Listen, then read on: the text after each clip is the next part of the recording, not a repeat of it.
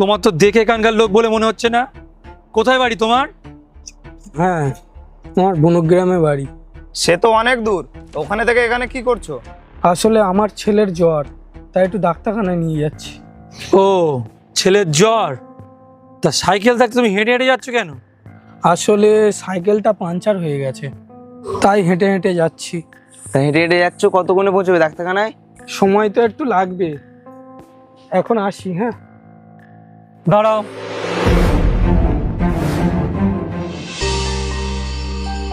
আমার বাইকটা নিয়ে যাও।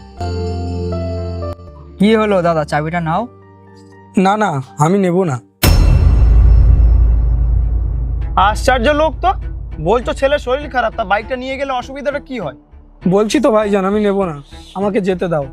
কেন, আমরা হিন্দু বলে আমাদের সাহায্য নিতে চাইছো না? বাবা বাইক চালাতে পারে না।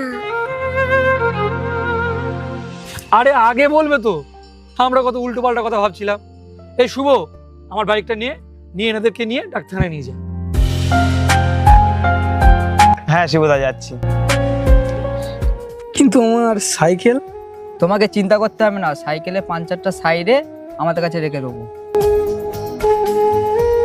এই শুভ, সাবধানে নিয়ে যাস, সাবধানে যাও। একটা কথা বলবো ভাইজান? হ্যাঁ বলো। সত্যি তোমরা না প্রকৃত সনাতনী।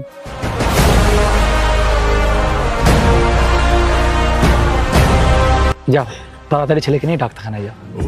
ओ खुदा बता दे क्या लगी